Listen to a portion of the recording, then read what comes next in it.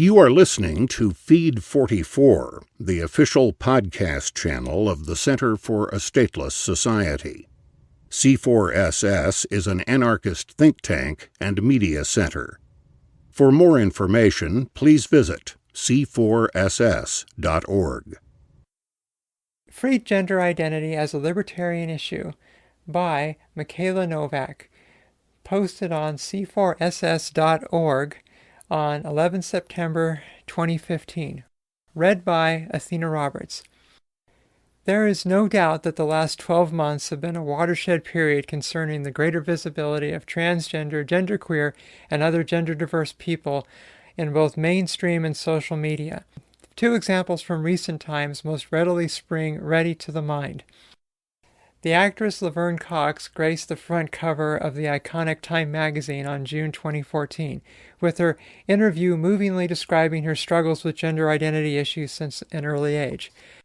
Cox referred to incidents of childhood bullying and harassment in her native Alabama and her eventual move to New York to pursue a successful acting career, most prominently for the Netflix drama series Orange is the New Black, and to transition gender.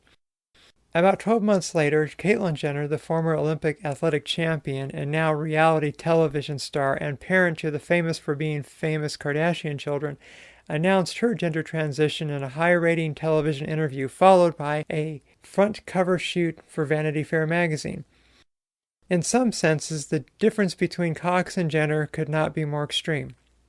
The former is a young trans woman of color from an underprivileged background, but using her inherent creative flair and insatiable work ethic to today become a forthright and influential spokesman for transgender dignity and respect. The latter is an older white woman who drew upon her immense physical talents once upon a gender to build a larger-than-life public profile of global reach, and whose lived example of success has an equal capacity to inspire others. Unquestionably, the example presented by these two prominent women have encouraged many thousands of other transgender and gender-diverse people globally to themselves become more visible throughout our communities. Social media, which enables each and every person with internet access to report about the great and small events affecting their daily lives, has democratized the Gender Diversity Visibility Project like no other. Witness, for instance, Huffington Post's What Trans Looks Like campaign, encouraging trans people to share photos of themselves on Twitter, or, on a much more sober note, in the wake of Leila Alcorn's tragic late 2014 suicide, the hashtag #RealLiveTransAdult Twitter campaign, encouraging role models to portray their stories. Some have perceived the application of privilege by Laverne Cox and especially Caitlyn Jenner to promulgate their life stories for potential economic advantage. But those accounts discount what they and thousands of now visible transgender and gender-diverse people all share together. And that is each and every person dedicating themselves to promote the visibility of gender diversity within society are an equal part of a broader push that is described in some circles as no less than the next civil rights movement of greater rights and liberties for transgender, genderqueer, and other gender-diverse people. This bottom-up, new wave movement of advocacy, care, and concern for gender diversity is undoubtedly a significant one, with potentially important economic, social, cultural, and political implications. But what should libertarians, or the European and Antipodean context classical liberals, make of this? As I argue in Gender Identity and Libertarianism, presented by the Center for a Stateless Society, libertarians should chomp at the bit to be at the forefront of efforts to emancipate gender identity from the stifling strictures of coercive statism and social traditionalism alike. This is because libertarians believe in the primacy of individual freedoms, of extensive scale and scope, wherein people are free to choose to act and to be for as long as they observe the equal rights of others to do the same. Variance in gender identity has been a feature of humankind since its inception, but tragically, the freedom of transgender and other gender-diverse people to identify and express themselves in accordance with their preferred gender identity continues to be stifled in numerous and profoundly illiberal ways. Gender identity and libertarianism refers to the litany of restrictive policies and punitive enforcement regimes maintained by governments which inhibit gender diversity. Some of these include the systemic abuse and harassment by police forces, especially trans women of color, the ill treatment meted out to transgender prisoners, and the regulatory cabal between medical professions and the state inflating the costs, limiting the accessibility of appropriate treatments for transgender people should they want or need them. A long-standing problem of state interventionism affecting the economic and social interests of transgender people in particular, but also genderqueer and gender nonconforming people, concerns the significant legal and financial obstacles imposed upon people seeking to alter their gender markers on official identification documents.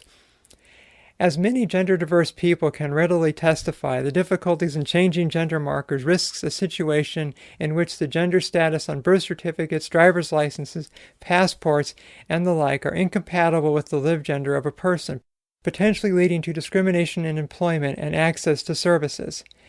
If circumstances in the Western world are difficult enough for most transgender, genderqueer, and other gender-diverse people, spare a thought, or better still, show some solidarity for those individuals living in developing countries whose lives are, in many instances, in direct jeopardy should they express themselves in their preferred gender.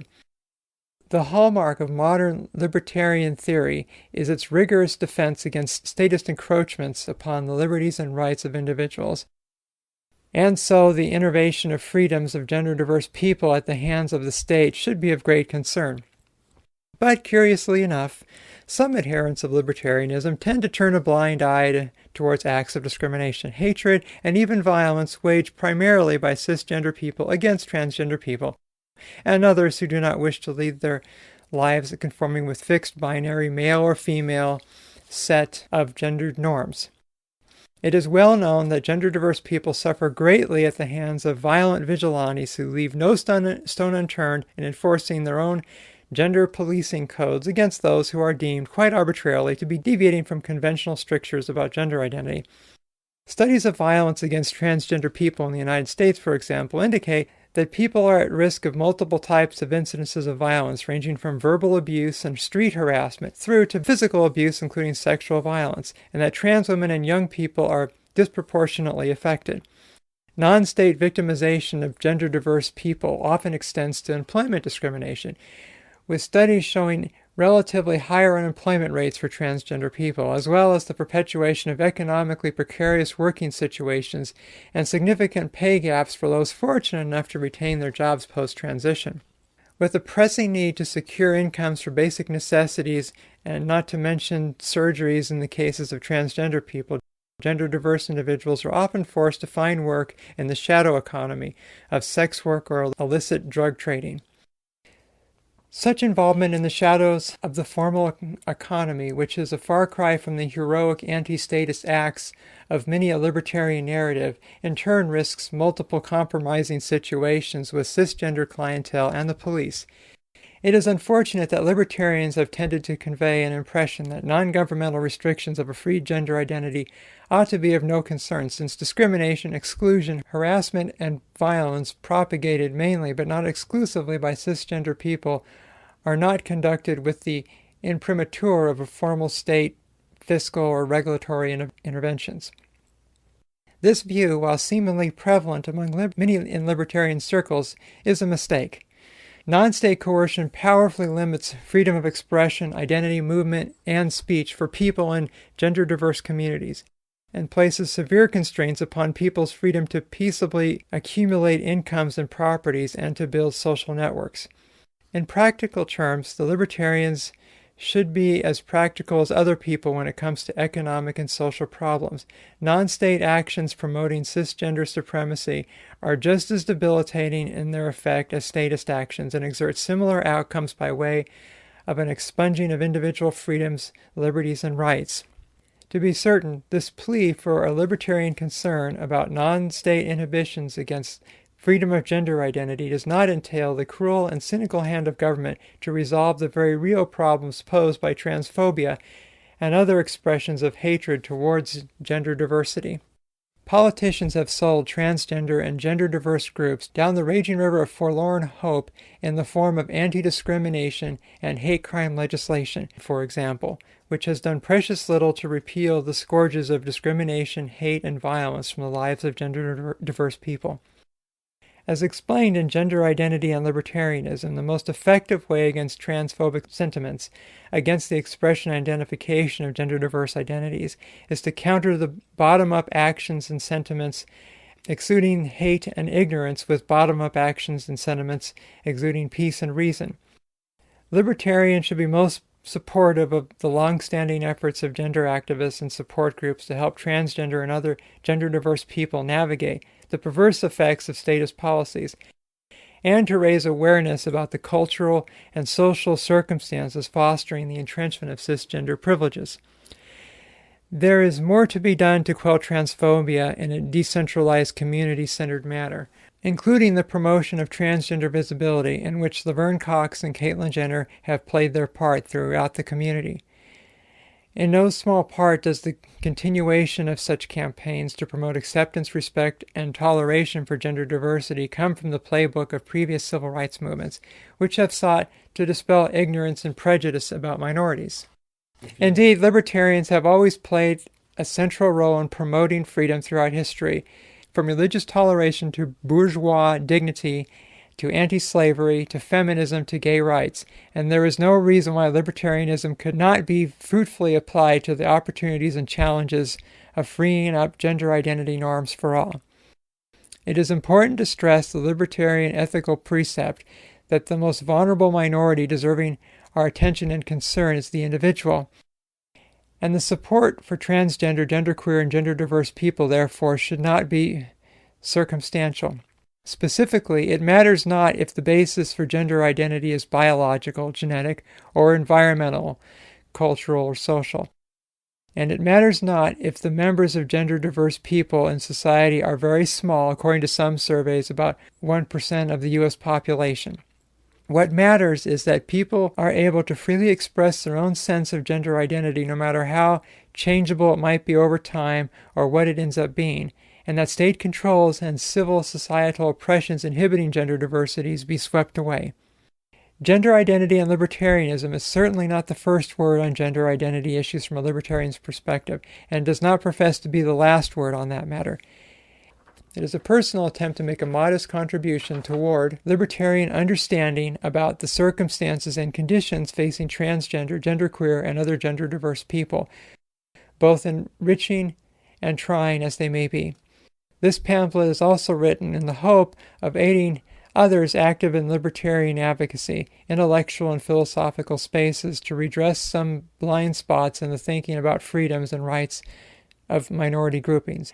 In particular, how complex governmental and civil societal interactions can, more often than not, hamper the progress of some people, often not at the forefront of populist concern. In the final analysis, libertarianism is meant to animate the spirit of freedom beating truly within the hearts of each and every human being. And that includes gender-diverse people whose freedoms to choose, to act, and to be have been tragically trampled on for much of history. If gender identity and libertarianism succeeds in ushering more freedom-loving libertarians to call on behalf of the cause of a freed gender identity, and at the same time appeals to the liberty curious among transgender and other gender-diverse communities, then it surely will have exceeded even its modest objectives. You've been listening to Feed 44, the official podcast channel of the Center for a Stateless Society. C4SS is an anarchist think tank and media center. For more information, please visit c4ss.org.